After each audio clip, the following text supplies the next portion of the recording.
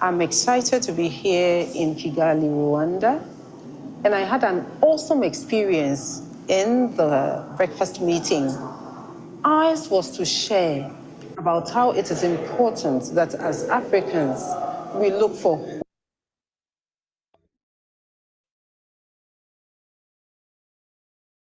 homegrown solutions to our challenges. It was to introduce the learning and development community to the training life cycle, where it starts with needs assessment and finally on evaluation of the process. It was an awesome time. We also spoke about the two conferences that will be coming up, the L&D Africa Conference 2025 in Nairobi, Kenya. We also talked about the Learning Transfer Effectiveness Conference that will be coming up in Lagos, Nigeria. The participants were excited. Others won awesome prizes to be coached by credentialed ICF coaches, and also an offer or offers to attend both conferences. We had a very engaging and insightful session. I will encourage you, if you are in Nairobi, Kenya, to look out for the breakfast meeting that will be held in Kenya in September. See you there. Be there or be square. Thank you. Amazing, amazing.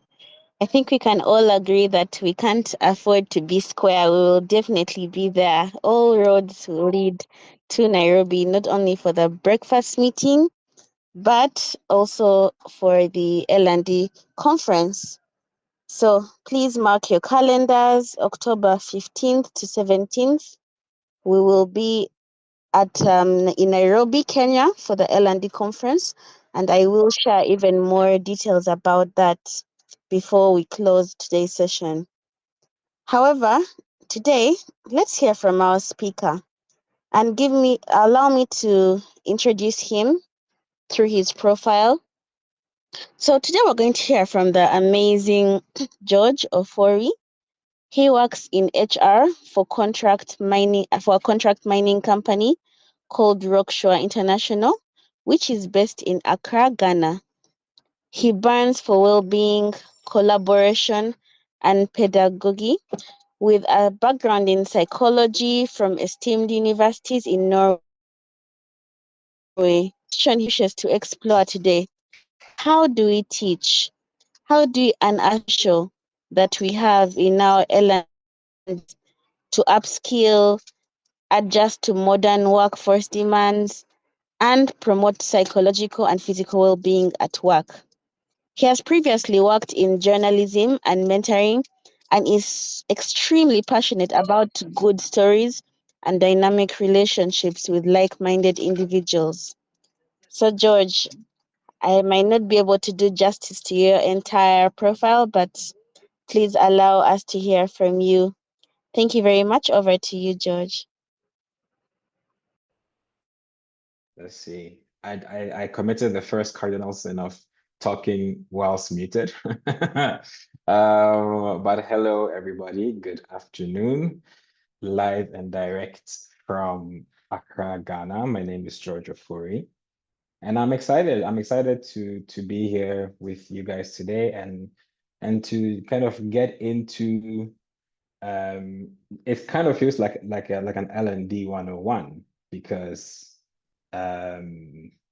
when we're talking about L&D, what do we mean and that kind of stuff, which is learning and development. But then the question that I've always had is about how exactly do we learn in in the African space or the West African space anyway, and how can we maximize that output? So I'm excited to share that with you guys today.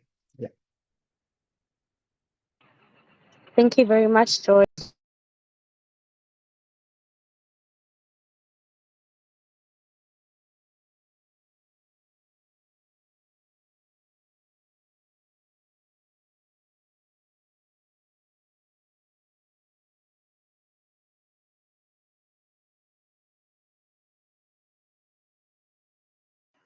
All right. So as we prepare to hear from George, we'd like to have a little icebreaker.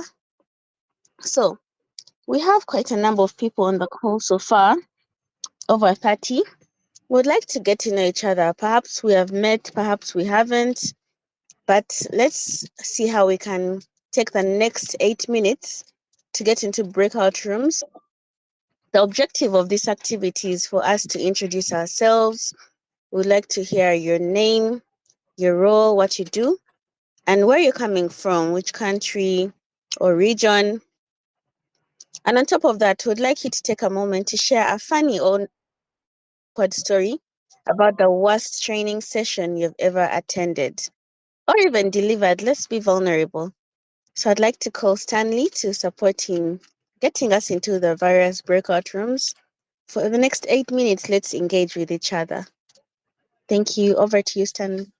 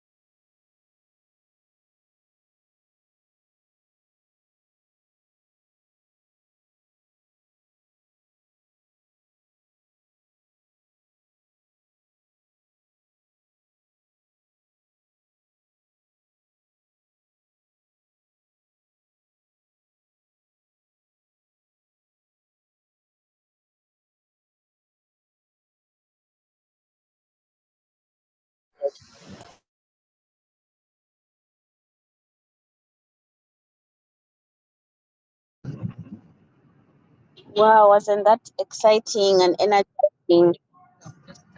Thank you very much for all those who participated in that small engagement session. I'm sure it made us feel even warmer for us to know each other at a personal level, to understand the diversity that comes with each and everyone's experience. Yes, so I believe we can get on with our training. Let's get to know what George has in store for us, and let's get ready to make an impact in from what we're going to learn in our workspaces, in our societies, even as small as our families, the people that are surrounding us. So thank you very much, George. I believe we should be ready to hear from you. Wonderful. Yeah, just checking in with everyone outside of my lovely breakout room.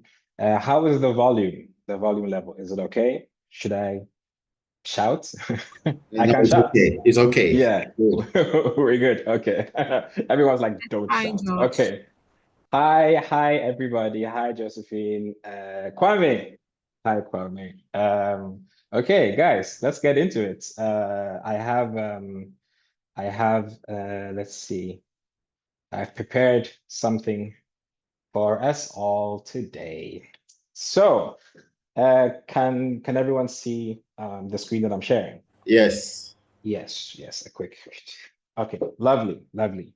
So, look, guys, let me just start and we'll just work our way through everything that's this conversation is supposed to be about. So for today's webinar, I didn't even name this, but that sounds good, so I stand by it. 10 toes in the sun. It's called the Didactics of Training in the African L&D Space. My name is George Ofori. I am Human Resources Superintendent for Rupture International, and I'm happy to be here with you guys. And I'm not going to rush through stuff. I've tried to keep things fairly minimal, but I've probably failed. So let's go on, shall we? Today is what we will cover in our little agenda. It's just talking about training and condensing it down to something that's, if not all, most of us have been through, which is the process of learning something and also the process of teaching something, and how we have educational cultures that in different ways shape how we as adults learn now, because it all starts from when we are kids. It's essentially from when we are born. What I've experienced in the mining sector so far in my relatively short time there, I'm going to talk about technical versus soft skills. Really big on soft skills. So I'm going to explain what that is. And we're in Africa. So what do we do here? How do we do our things here? How do we convey messages? Things that have to do with the different learning styles as well. We're definitely going to touch in on that. And then anything to do with communication and persuasion, because that's what teaching is. Teaching is persuasion. I'm trying to get you to buy into a message that I'm giving. So, let's do that. And I don't want this to be, I know everything, you guys know a lot, and therefore I'm going to be giving you a bunch of information. I did purpose this to be more of a conversation, an open forum, an open floor where we can share ideas, because actually the topic of this is really a question. I'm actually kind of dying to know as well, like, how do we teach and how do we learn here? And why is this important to know? Let's find out, shall we? And also, three last things. All right. Let's roll, guys. Okay, let's start with a dilemma. And this is a free for all. Okay. Here's the dilemma. If I offered you $1 million, but you could only keep the money if the first person that you were to call answered the phone, who would you call? Any takers? There are no right or wrong answers. I'm excited to hear. You can just raise up your hand and then, the floor is yours.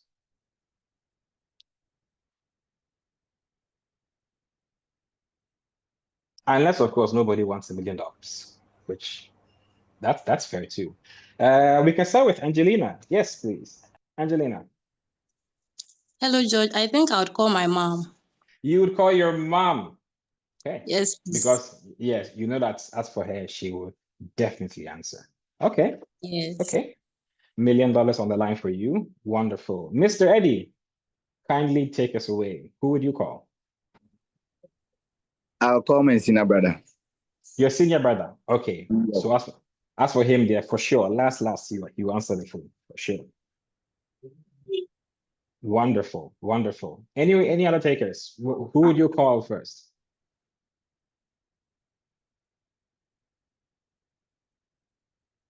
For $1 million. Mr. Emmanuel Mensah, kindly share with us. Who would you call? Yes, so it's generally going to depend on the time at which this question is being asked. So if it is during working hours, then definitely I'm going to call one of my PAs or the receptionist or someone who works directly under me on the supervisor. Because they know definitely, I know definitely they are going to answer. And if it is outside working hours, then definitely I'll call probably my sisters. One of my sisters will definitely answer my phone. Okay, one of your sisters would definitely call, or a PA, someone that you're supervising. Excellent. I see a Zoom user, but the floor is yours. Kindly share with us. Who would you call? Well, hello, George. Hi. I will call my dad. Your dad. Okay. Yes. That's lovely. Yes, your dad would definitely pick up the phone. And how would you and your dad spend the $1 million? Because I'm guessing that he will want a cut since he answered the phone. Well, I will explain to him what I will use the money for, and he will give me his best advice. Wonderful. Wise dad. Mr. Bechi, who would you call? My investment broker. Your investment broker. Yes, to help me to see how I can multiply this $1 million. Okay. Strategic calling. Okay. I like that. Great. Okay. I'm gonna pull it back here. I'm hearing mom, I'm hearing dad, investment broker, I'm hearing PAs, older brother, or a sister. Very interesting. I didn't hear any wives or girlfriends. Make of that what you will. Okay, let's let's roll on. This is it's a nice little exercise about reliability or people that you can depend on. And you can only really depend on people who you know have a track record of having your back. And that's kind of why you teach, because as a kid, you go to school and you rely on the fact that your teachers know what they're talking about. Maybe they don't always know it, but they definitely have an air around them that shows that they actually do know it. And that's our reliability to what they know comes from something which I'm going to share with you guys right now. Let's move on, shall we? Okay. Didactics, the core question. In simple terms, whenever you guys see the word didactics, what it means, or what it's supposed to mean anyway, it's not about sort of what you're teaching someone, but it's very much about how you're teaching it. So it's a discipline that is essentially, it's concerned with the science of teaching and instruction. And it's not just in education as a field, but it's also, in a professional setting as well. And then maybe kind of heard like didactics and sort of pedagogics kind of intertwined or intermixed. Quite simply, the small difference there is that didactics is, this scientific field. Pedagogy is more focused on the strategies and the methods and, the techniques that you use to teach, right? And today we're interested in the didactic part, because the didactics is kind of what unlocks the pedagogics. And the reason why this is important is because it's about focus, and it's about engagement. What we want to create is essentially a small situation like our good friend Leo DiCaprio over here from the film Wolf of Wall Street, where he's locked in, ready to go, baby. You want to create people who are engaged. As a teacher, you want students who are engaged. As a parent, you want kids who are engaged. As a sports coach, you want players who are engaged. And most importantly, as a trainer or a coach in a professional setting, you definitely want employees who are engaged, locked in, who are buying into your message. That's the dream. Because if you're talking to a bunch of people who are not engaged, I don't know whether you guys have experience with that. I certainly do. It's not fun. I mean, there's only so many memes and GIFs and videos that you can throw in to create engagements. But if the message itself and the delivery is not engaging, it's kind of, yeah, it's kind of not so fun. I was going to do another breakout room, but you know what? I have changed my mind. I will come back to the breakout room session again towards the end because I really want us to like get into the idea of this first, if that's okay with you all. So let's roll on. I mentioned schools because that is really our first large scale engagements with training and with teaching. So in Africa, and definitely in West Africa, and specifically in Ghana, because that is where I have my schooling experience from, we often tend to focus on the what rather than the how. And I'm going to give you guys a very tangible example of how this looks like. We have this lovely gentleman on his whiteboard. It was supposed to be a blackboard, but thank you very much for the whiteboard. And he's doing a set of arithmetics. This is something that I think everyone can fairly easily see is multiplication and a multiplication table. And he's kind of, well, the first one actually is wrong. So he's not really great with it, but bless his soul. When he gets it right, he's going to have to rely on a method to remember what he's doing. That's what we call the rote memorization. So the rote memorization it goes by many beautiful names. In Ghana, or in my time, because I'm getting old, guys, I'm getting older. In my time, we used to call it chew and pour.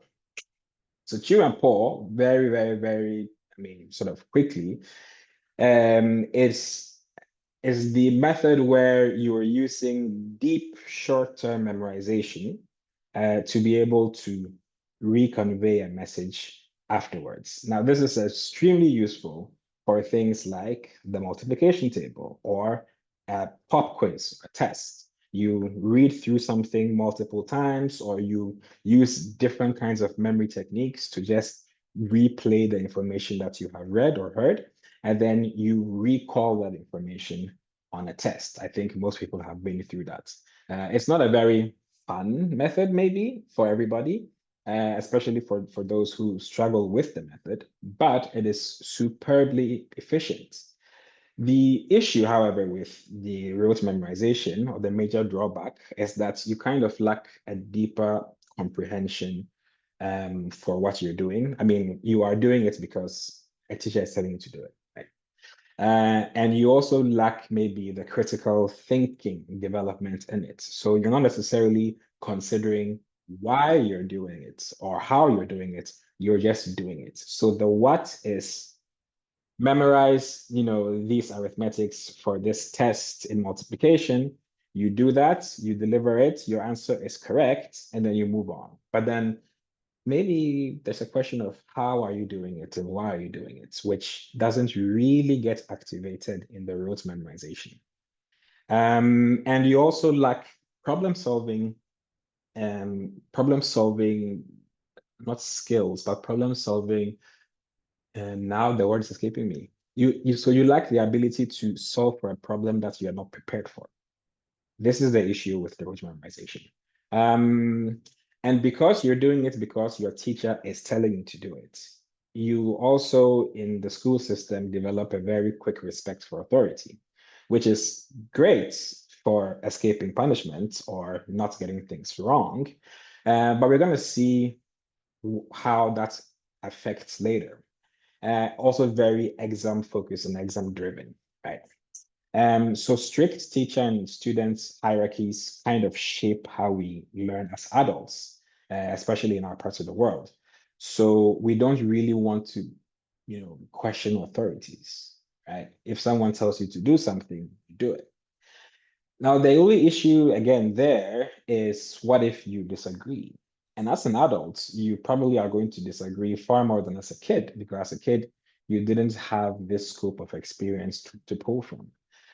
So from the employee side, if we're using the professional setting, from the employee side, you are being given a message or training, and you're wondering, this thing sounds wrong, or it doesn't sound right. But then you're not going to question it because there's an established hierarchy. So for fear of retribution or for fear of punishment, you accept it, and then maybe you end up doing the wrong thing. And the wrong thing is not necessarily because you were wrong, but because you followed a message that was wrong. And then from the trainer side, and anyone who has been a trainer here, you can, if you've ever experienced this, just like raise up your hand quickly. Where as a trainer or as a supervisor or as someone who is supposed to deliver some sort of training, have you ever experienced a situation where you are given this training and then the employee who is receiving the training is either indirectly or directly expressing, yeah, but are you telling me that I'm not good at my job? Are you questioning my experience? Are you invalidating what I bring to it? Which is also a bit of an issue because, again, you lack the conversation around, okay, you are good at your job, but maybe how we can do this job for the better of our company, of our organization. We haven't really had a conversation about that. So it's not about anybody being right or wrong. And this is really, really important for me to kind of, really stamp home here. But it's more about the how. Again, it's all about the how. If we are to compare this to other parts of the world, and especially in a Western tradition, you'd have maybe a bit more participation from the school system, but also in adult learning. And then maybe you open up a bit more for the critical thinking because there is more of an open space to discuss this thing is correct. Why is it correct? And most importantly, this thing is wrong. Why is it wrong? So when you take right or wrong away from a moral conversation and you bring it over to a concept of how are we doing things that work for us. So you have to personalize it to yourself. Then you kind of get into some more interesting conversations. Is everyone with me so far? Does it make sense? Am I talking too fast? We good? Silence is consent. Moving on then. I'm assuming that if anything is like horribly wrong, somebody would say something, right? Moving on from the schools to the workplace to the mining sector, which is where I gratefully find myself. So, actually, there's a chat here. I'm just gonna quickly look if there's anything in there. Oh, everyone is good. I see a couple of ha-has. That's good. Keep it coming. Okay. So, in the mining sector in Ghana, in particular, it's a very technical sector. There is no doubt that the main expertise that is appreciated are technical skills. So anything that has to do with technical training normally revolves around the use of machinery, safety, that is what is prioritized. And then we are kind of developing it's not a contradictory approach, but we're kind of developing something to accompany these technical skills, which are the soft skills, communication, leadership, teamwork, they are equally crucial to make the technical training work. Example here, if I'm teaching any one of you how to use a machine, and this piece of machinery, we can, let's say it's a rig, right? So you are kind of going into the ground. If you have a question about how to use this machine, but because of the respect for authority, the fear of the hierarchy, you don't ask this question, and I don't also create an environment where we can communicate about what you are unsure about, what essentially would happen would be that you listen to everything that I say, you assume everything that I say is correct, and you have questions, but you don't want to ask them, and then eventually you make a mistake. Here's the difference between the mining sector and not every sector, but many sectors. In the mining sector, mistakes are not just financially costly, they can also be personally and occupational health-wise, really costly. And at absolute worst scenario, it can lead to fatalities, which is why safety is crucial in what we do. And it's also therefore crucial that the training that goes into safety and the usage of machines, the usage of chemicals, just the general layout for a mine site, really, really important because it's supposed to keep the workers in there safe. And it's also supposed to keep the communities around the mine site safe as well, which all mining companies also have a responsibility to adhere to. So, just gonna pull that here. There we go. So here we have our technical trainings in the mining sector. We also have our soft skills training. Now, from a didactic angle, the technical teaching is your typical, it's called the procedural teaching. So I'm going to teach you how to use machine A by giving you instruction A. So instruction A leads to outcome A. Instruction B leads to outcome B. So it's a very sort of procedure based. And it actually kind of mimics how I would teach you guys that 5 times 5 is 25. You just have to memorize that. You just have to practice that and then let it stick. Now, how can we make it not just stick, but also open up an avenue for better learning? What we would do is that we will come in with our soft skills, where we are opening for a bit more dialogue, but also what we call the experiential teaching, where I give you instruction A, it's supposed to lead to outcome A, but in between, I'm going to let you try, and I'm going to stand back, and I'm going to open the space for you to ask any questions that you may have, for you to give it a go. If something works out, if something doesn't work out, we can correct it, and I can explain to you why it's being corrected as we're doing it. That way, the idea is to take that procedural teaching, add it with a bit more of the experiments part of it, and it sticks because you, who is learning, you are partaking in the learning. So you have a bit of a shareholder effect, which is really, really important for learning to stick. So then, in mining, what we do more and more now is that we have a blended approach. So we have a hands-on simulation, for example, when it comes to technical skills. If I'm going to teach you how to use a machine, I'm going to get a simulator of that machine. We're going to simulate an environment that is likely to happen in your work. And then you give it a try and you make sure that your training and your experiments of the machine becomes a safe environment for you to learn in. Really, really important. Another thing that is really important that we're going to get to is storytelling. I love a good story. I know people love, love, love good stories. And a story can be anything. It could be your typical folk tales. It could be some really, really good gossip, for example. Gossiping is bad, but sometimes the stories are really, really good. But you remember them because you are engaged in the story. There's something about the story that creates a personal buy-in, which is really, really important. We also do more role play in mining. So if we are, for example, going to reenact a hazard situation or a situation where we need to go in with some safety protocols, we can create that situation. There's been an explosion, a machine has gone down, there's a chemical spillage. In this situation, using role play, you can put yourself as the learner right in the situation itself, and then you are instructing them how to move things around, which is really, really important. Just gonna quickly check out the yes, just really important. The chat is alive.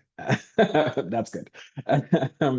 Just is very important. So these role playing and simulations, storytelling. The good thing about this is that you're blending the technical teaching with your soft skills, and what you get is more interaction and more reflection. This is the point that I'm trying to make, ladies and gentlemen. You need people to interact with the message that you are giving them. If they don't interact, if they don't engage, if they don't feel a personal stakeholding in what you're saying, then you're just really giving them a message. And it doesn't really matter if they move with the message or not, because they would feel that it doesn't really have too much bearing on what they do. But here in Africa, it does. And it does because of the way we tell our stories. So we have a rich tradition for folk tales, for proverbs, community knowledge, all of that. And we transfer that information. So this is why I'm talking about folk tales and stuff, is that when we have, the elders in the family telling us stories, or sharing, even your parents telling you, for example, the story of how they met, what they're doing is that they're also transferring knowledge to you.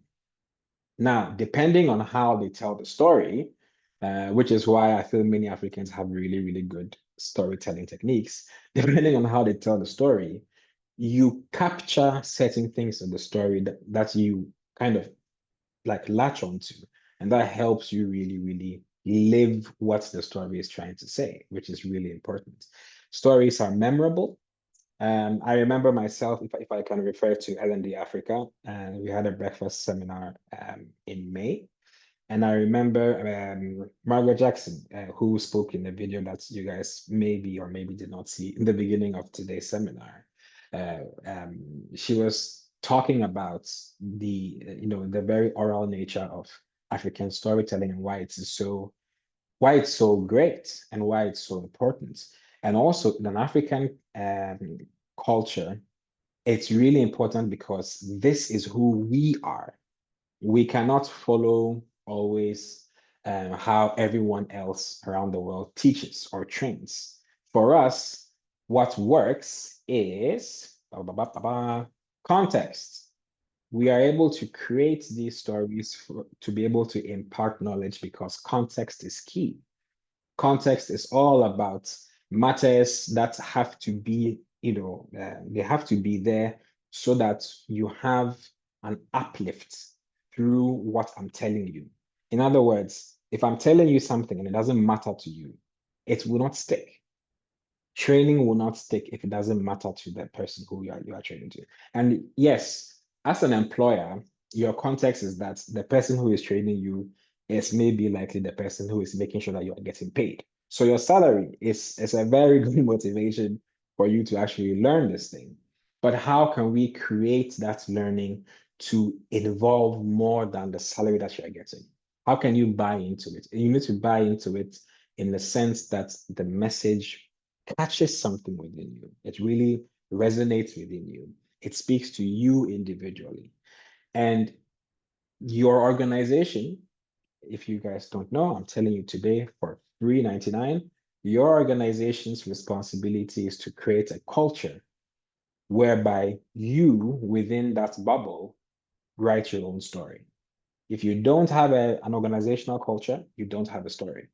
You don't have a how, right? And most times you also don't have a why. Why do we work this way? Your company needs to know. Your organization needs to know. The government needs to know. So whoever is including you in their group of professionals, or even in a personal space, there needs to be a common agreement as to why we're doing this and how we're doing this. That becomes your story. That becomes your culture. And within that culture, you find out the things that work for you. As I said, for us, for example, we have our morning PSIs, which are these pre-shift conversations where we take different topics, be it occupational safety, be it production, whatever it is, and then we discuss open forum, open floor. People can ask questions, people can bring comments, and that works for us because we attach a bit of a personal buy-in to why you're working. The sun is scorching, the machine is moving slow maybe, but you know why you're doing it. And most importantly, you have people that you connect with who also know why they're doing it. And that is alpha omega, definitely. I'm going to stop this knowledge fairly soon because I want to hear what you guys think. But I think the reason why it's good to kind of go through this bit is because it's good to know that there's a framework that exists. What we have to do in the L&D Africa space across all sectors is to find out how this framework applies to us, how we interact with this framework. For example, people learn differently. We have different kinds of learners. You have your visual learner, your auditory learner, your kinesthetic learner. You also have your tactile learner, which I forgot to put in here, but so it's 4 main ways of learning. And for your visual learner, you need visual cues to be able to fully remember and process what you're learning. Auditory learners are more than happy to listen to a podcast, to a teacher, to a friend, to good gist, to a YouTube, a YouTube video. They get the information in through their ears and they can retain it and they can process and they can learn. You also have maybe your kinesthetics who, they really need to move. So for example, role play is really good for anyone who is a kinesthetic learner because their body needs to kind of reenact something to be able to have that memory. Your tactile learners, they need to build something with their hands, they need to fidget, they need to, create something manually to be able to learn. All of these things are really, really important. And they're important in terms of adapting your message to your recipients so that they actually, fully learn and buy into what you're doing. If you don't do this, if you completely bypass this, and you're giving everybody the same message and you're not taking your time to maybe try to tailor the message that you're giving, what you would have is people who are not very engaged and who don't really have too much empathy with the message that you are kind of delivering. And in our parts of the world, in terms of workplace dynamics, you have some workers who prefer demonstration. They want you to show them what they're supposed to do, and others, they need discussion. So you have your show me and your tell me. And what we who are training, for example, or we who want to deliver a message need to do, which is what I'm hopefully doing today, is to try to be flexible and to try to adjust that message to whoever is receiving it. And the question here is, can we do more of this? Can we, continue to be flexible? Can we do it to a bigger extent so that more people feel engaged? That's the mission. And all of these things are helping us to develop empathy with each other, helping us to be culturally sensitive. I know I mentioned Africa as a whole, but even within Africa and even within West Africa, there are nuances, there are differences in how we are, and therefore differences in how we learn. Can we take more of a time out to understand how each specific recipient of your message, maybe not every individual, because maybe we don't have time, but each company or each grouping that you're speaking to, how, where are they on the cultural landscape? What works for them? Understanding that context is key to really getting your message across. And on that note, since I have already spoken much, I'm going to skip over all the science bits because I want to hear a bit more from you guys. And I am going to breakout room again. And afterwards, we can discuss this, all together. I have a question, which is, quite broad and general, but I really hope we get some good insight into it. And the question is quite simply, what is a way of learning something new, and that can be professionally or personally, that you have not experienced so far, but that you would like to? I'm really, really curious about that. So Stanley, IT guru, if you could help me break us up into some groups. We could just do like a 5 minute thing. It doesn't have to be long, but I just want to like stimulate to some conversation. What is a way of learning that you have not experienced yet, but you've heard about it, you know about it, and you would very much like to experience? So yes, let's do that for 5 minutes roughly, or 7, and let's meet here afterwards and let's chat.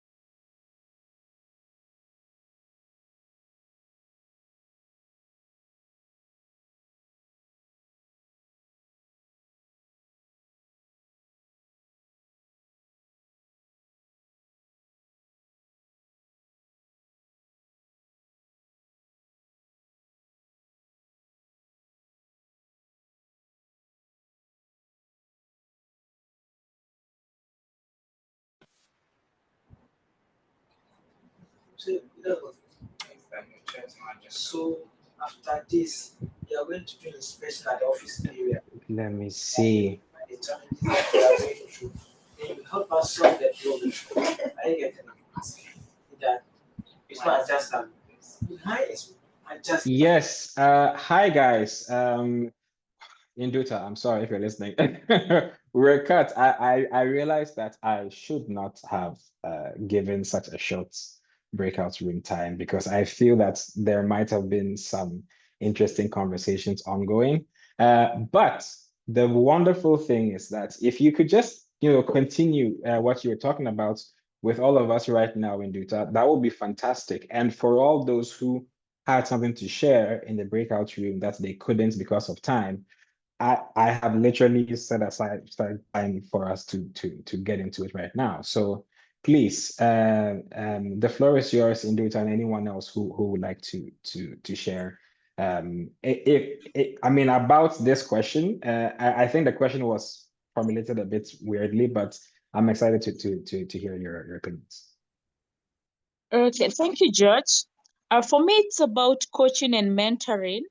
In my field of work, I find that every time I look for a mentor who I think is somebody much advanced and much knowledgeable, I always end up getting disappointed, is the word, because you find that being in the area of health, we do progressive learning and new research findings are coming up every other time.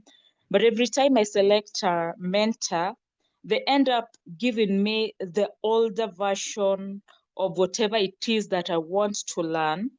And this becomes really frustrating to find that thinking that you would have gotten something, you end up being the one who is giving too much.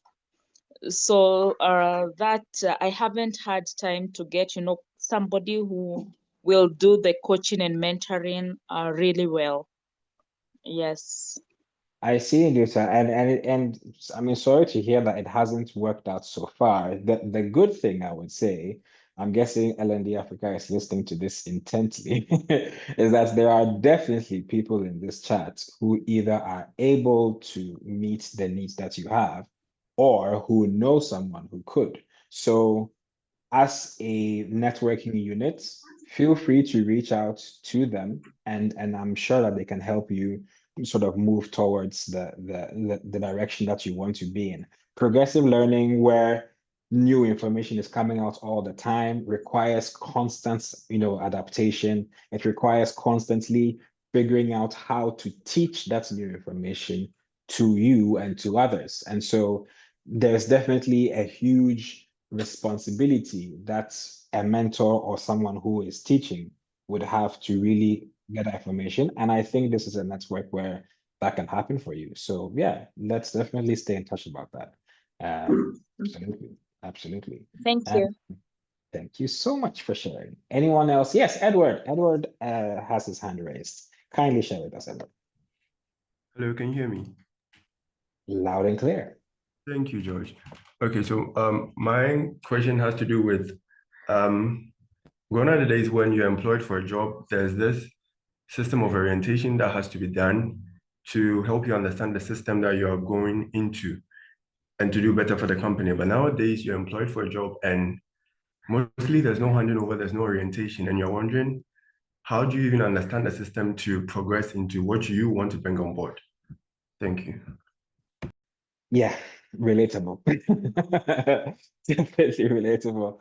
I think in general, and to be fair, this exact question is kind of why I have asked the broad question in today's webinar. How is it that we learn, and how do we impart that information on a didactic level? Because I'm not sure there are enough organizations who really take the time out to focus on how are we going to teach this job to the people who have got this job. And the reason why that is important, I mean, not just sort of first time onboarding, but also when you have the job and you've been in it for a while. As Nduta was mentioning earlier with progressive learning and, for example, the health sector, there are many sectors where information, right now with the speed of information technology, information gets outdated faster than ever before. So we are in constant need of re-upskilling, upskilling, renewing information. And that is why at the sand corn level, we need to understand how it is we teach and how we impart this knowledge to other people. Because if it's not that important to you, what will happen is that the information that you were teaching from the beginning doesn't become really, really relevant anymore. And when information stops being relevant, you stop creating engaged people. So one of my prayers, and I hope all of you would kind of rally behind me as this continues, is that organizations have to be far more interested in the how do we teach question, more than the what are we teaching. There has to be a lot of focus on that, because when you've developed a way of teaching that works for your grouping, for your organization, it allows you to adapt that way of teaching to any kind of challenges that you will be meeting in the future. That's the reason why that particular skill set is so important. So it's a very good sort of a point of problem that you mentioned there. And hopefully, as we come towards the end of the webinar and open for more discussions and ideas, hopefully people have great ideas on how we can get there. I'm just going to kind of wrap up this little presentation that I had over here. I have to reshare it, I see. I have learned my lesson. There we go. So we are back on. So I'm going to introduce you guys to essentially where we at. What's the takeaway? We need a greater balance of the what and the how. We need to have a broader conversation, not just about the importance of training, because that's actually how I stumbled into this whole thinking. L&D as a professional concept has done wonders when it comes to really, really getting people in suits, especially, to understand why training is important. And why training brings A, B, and C into the room, why it promotes positive outcomes with more well-being, more skills, etc. But if I pull it back just a little bit further, the question really that I'm interested in is the how, And what we've seen, hopefully, I hope I spoke about this. It would be really, really awkward if I didn't talk about this, and then I'm kind of doing the whole I'm learning part at the end over here. But what I think we have mentioned is culture, leveraging that culture in terms of storytelling, understanding how we connect with authority, and how maybe that respect kind of limits our critical thinking. But also using community to really get what we need. Blending these technical skills that are needed in a variety of sectors. I mentioned mainly the mining sector, because that's where I work. But it applies to a variety of sectors, and blending them with the soft skills.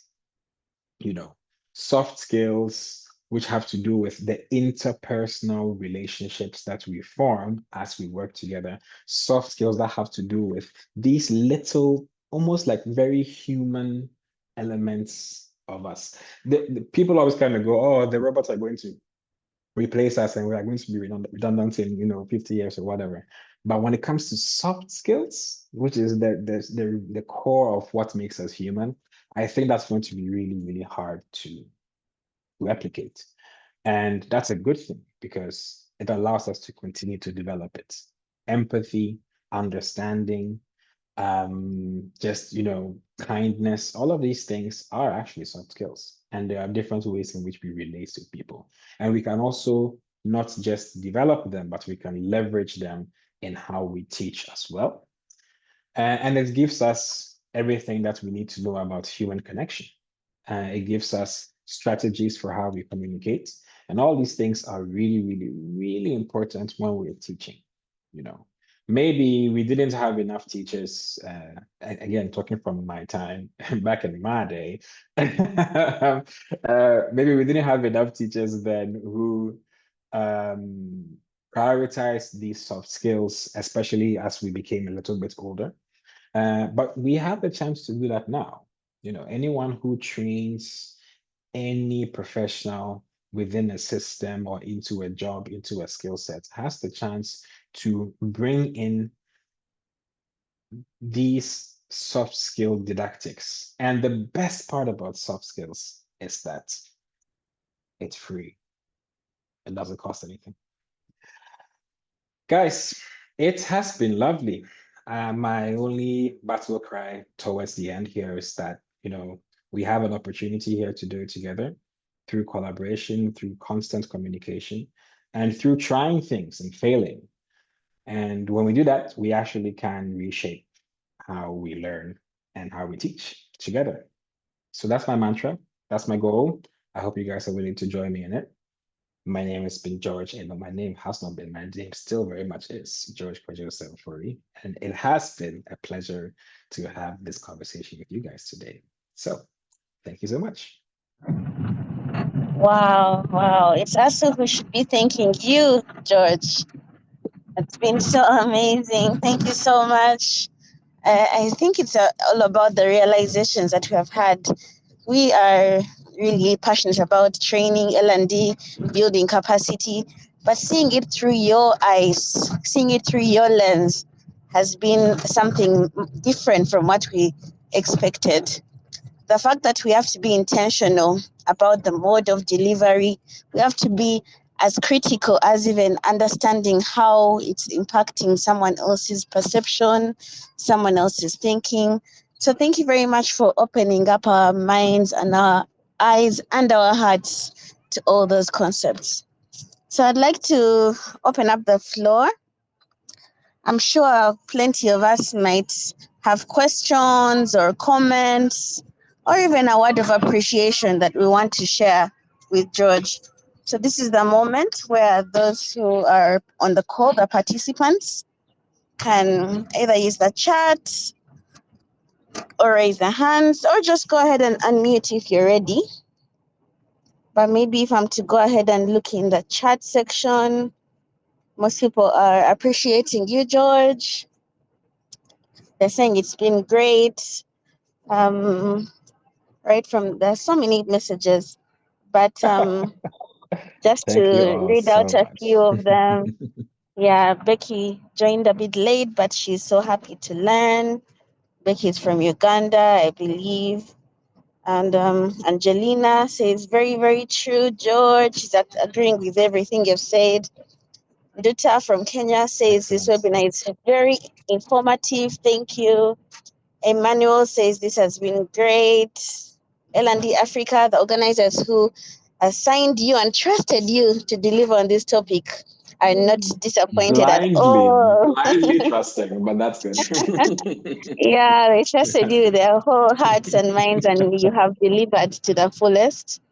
And Igun says thank you. Emmanuel says thank you so much, George. Helena is giving you a standing ovation. I think wherever we are, we are rising to our feet for the realization that you have brought to us. Baden says it's such a pleasure too.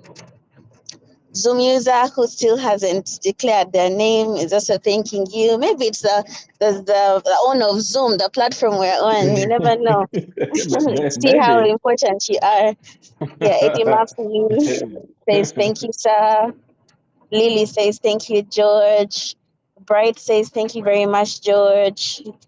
Augustine says so it has been so nice. Angelina says thank you, George. This has been very insightful. Eddie Murphy shares as well that you are doing an amazing and fantastic work. God bless you. Julius wants to appreciate you. He says, "Thank you so much, my best mentor." Wow, yeah, I should be on that list of mentees. Thank Best you, George. mentor. Okay. I'll You take see that. the impact that you've created. Thank you. Now Thank we're you. all Thank lining you. up to be your mentees.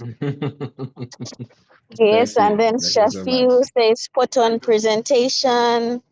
Beauty says, "Thank you so much for such an informative session." Stella appreciates you too. She really wants the recording because we would like to replay this over and over again to make sure that we actually implement without fear or favor. Because at times learning is one thing, but right after we get off this call, we might freeze. We might not Yeah. even have the energy to begin. We have the imposter syndrome. I don't know, George. Maybe you can share with us, since it's Yeah. Q&A session. Well, how do we manage that imposter syndrome that creeps up after we have just gotten off this call? Yeah, imposter syndrome and me, we go way back.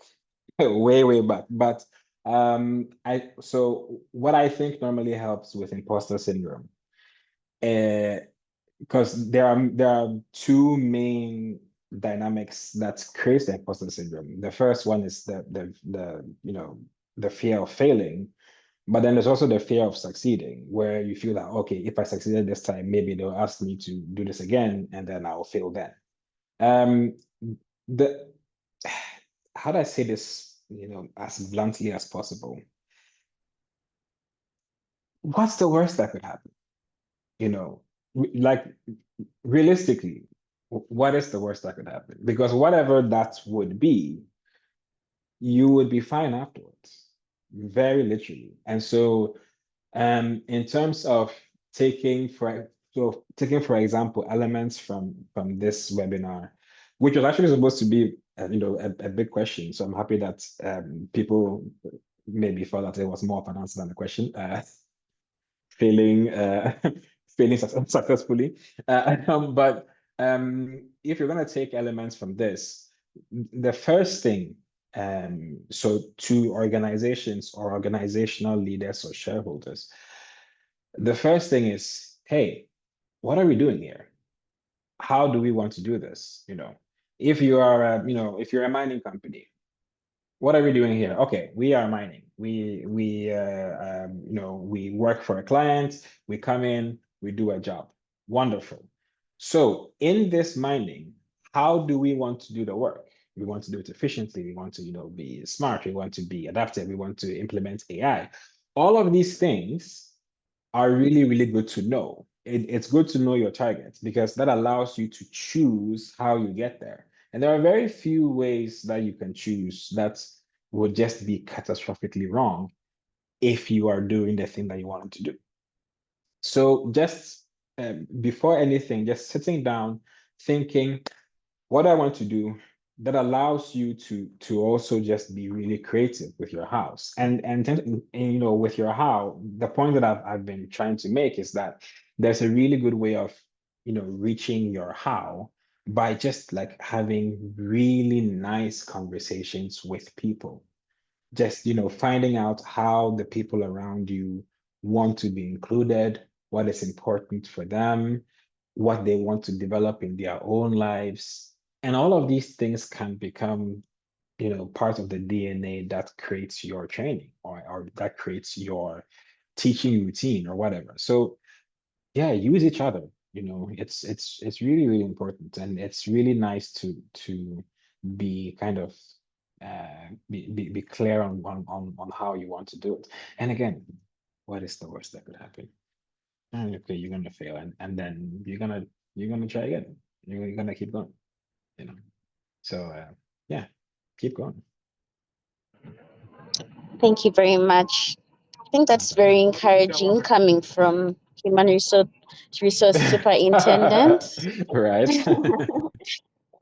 Yeah, many of us are growing in our careers, or we're looking for something fulfilling, something that's going to give us, the energy that we need to go forward.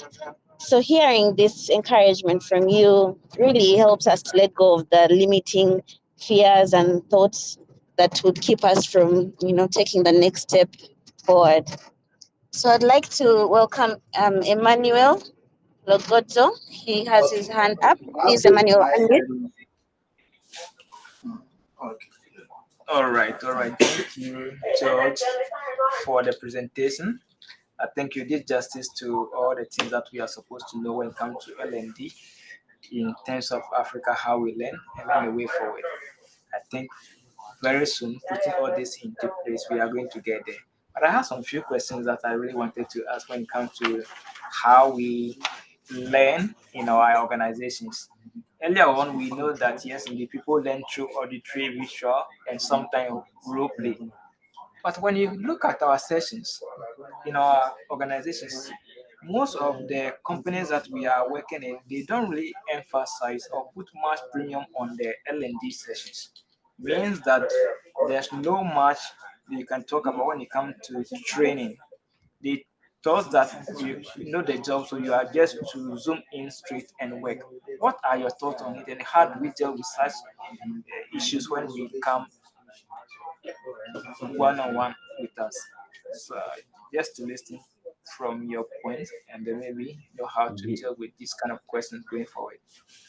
Yes, thank you so much, Emmanuel. I completely agree with you that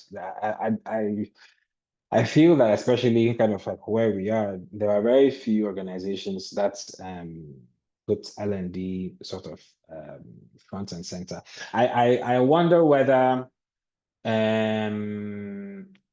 so either they don't fully understand what L&D is or what it's meant to do, or they don't feel that maybe the L&D practitioners have been really, really good at selling in what L&D is to them.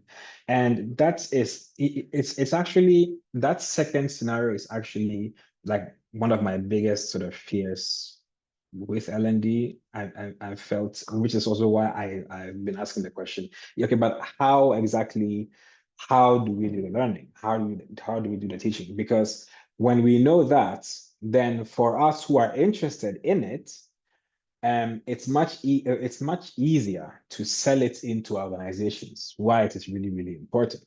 So the how is key, because the how translates for an organization, for a corporate management, for example. That how translates to, okay, so is this the part that would help our people feel happier and so that we can make more money? Because that's really what they want to know. And you know, in an ideal world, I shouldn't even have to be talking about money before people understand why, you know, well-being at work is key and crucial. But before we get to the ideal world, we have to, again, adapt the message to the realities of where we are. And that is why it is super, super, super important that first and foremost, if I can do some hashtag ad for L&D Africa, that is why reaching out to L&D Africa, for example, or organizations that work in that space is good in terms of getting like really good advice in how to engineer the organization towards L&D practices, and also how to translate those needs into tangible training transfers, right? So that's one thing. Another thing is that within the organization, just trying to have a very frank conversation about why L&D is important. It can be quite daunting, especially because of the whole respect for authority thingy, but it can actually be quite fruitful if we actually move ahead and have that conversation, because you never know. Maybe corporate management is thinking the same thing, but they don't know that there are words for it. They don't know that there's an expression for this thing that I need. Yes, sure, they want to do the job, they want to do it fast, they want to make a lot, 100%. But none of us would be doing any of this if we believe that L&D was purposely sinking the time that we were going to use to make money. We're all doing this because there's a lot of benefits, and one of the benefits is better outcome. People who are happier, people who are more fulfilled, people who get to experience more development work better as well as feel better. So I think on one hand, having those frank discussions with management, but on the other hand, engaging, the professionals within L&D to also help you translate that message to an organization is key. And I think we get to do that when we understand more of our how. How do we teach? How do we learn? What is the DNA of the message that we are looking to share? I hope that's answered something, Emmanuel. Thank you very much, George. Emmanuel, does that answer your question? A lot. I think I've gotten much from him, and I'm happy that I'm here today just to listen to express when it comes to L&D talk show. When it comes to the money industry, most of the time we do the role play when it comes to L&D. So today I got to know that yes, indeed, we can do some more advocacy on this and find a way out so that we can just blend there and have a good show whenever we are talking in the space of L&D. Absolutely. So, Absolutely. thank you so much. Thank you so much, Emmanuel. Thank you. Thank you. All right. Thank you very much, Emmanuel. Yes, I think it's important that we get a formula that's going to help us to just help to create that connection between our efforts and the monetary returns, or if it's a not for profit, definitely would need to quantify our impact.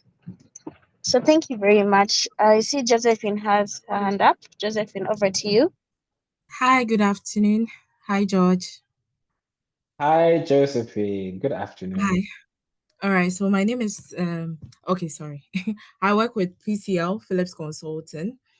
So we are managing a consulting firm, and it's very exciting to hear this from you. I mean, this is what we preach every day, always say to our clients every day, that it's about the how and not really what you are teaching.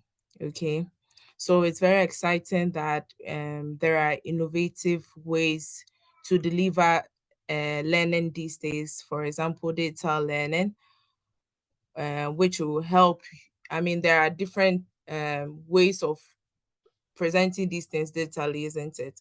So I'm very excited to hear about this, and I'm sure after here we would have more conversations.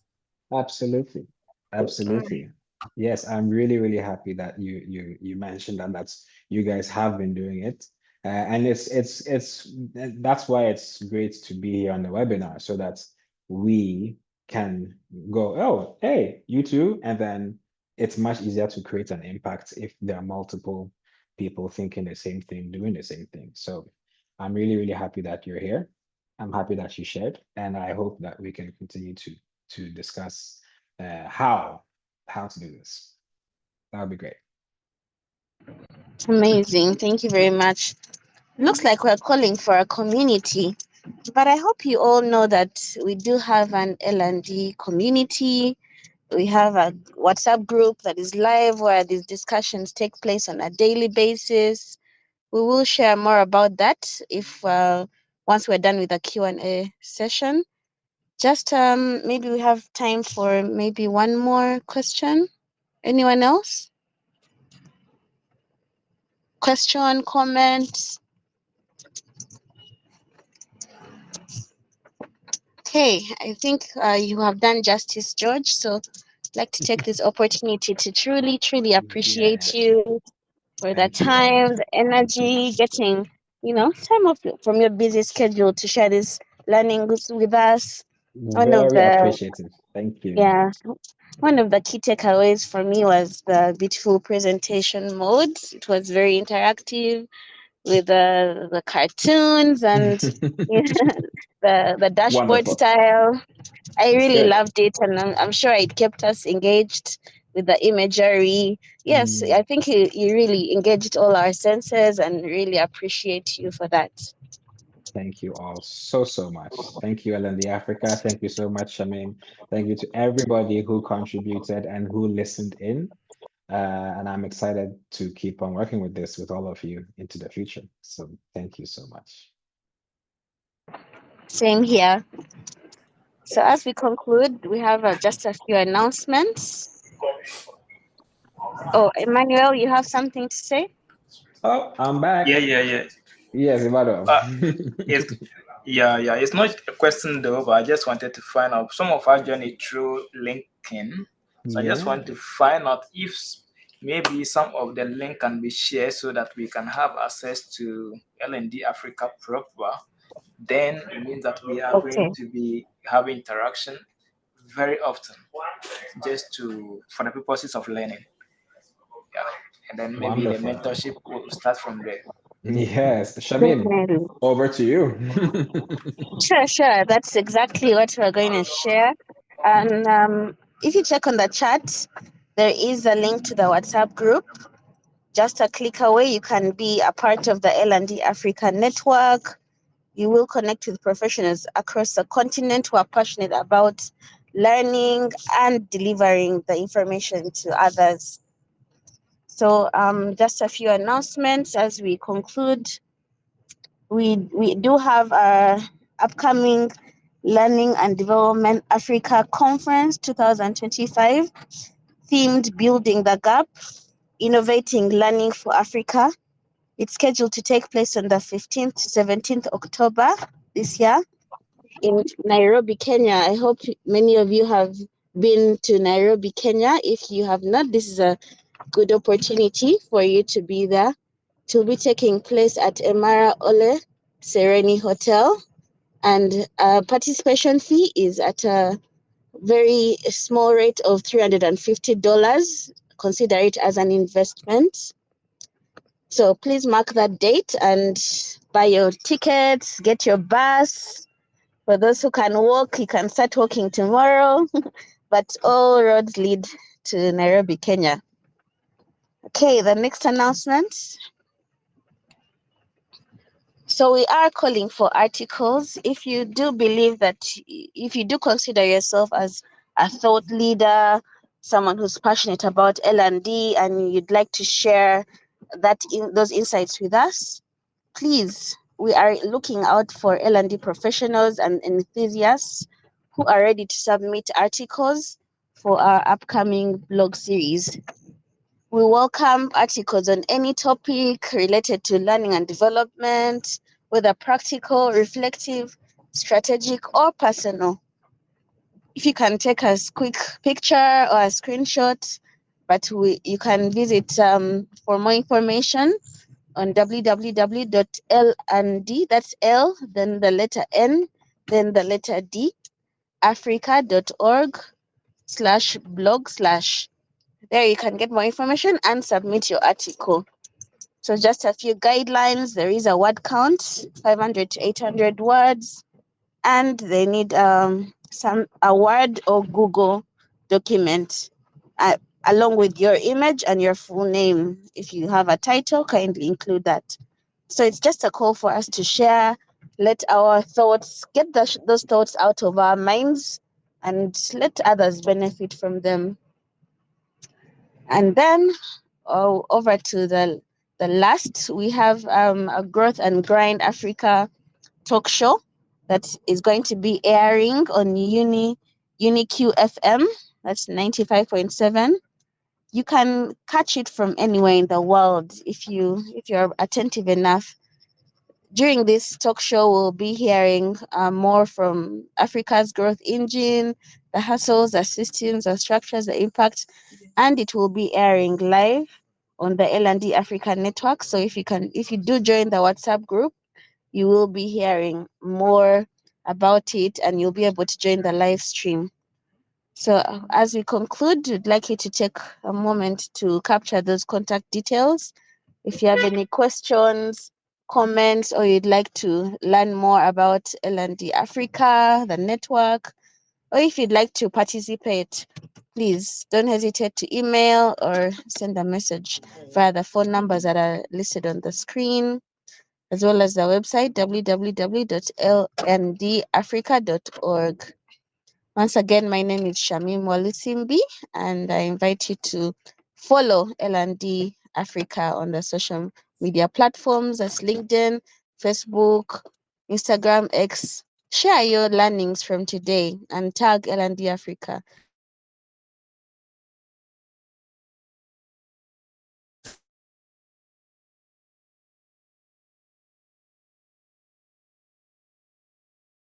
let's connect with each other. Let's join the WhatsApp group. Let's keep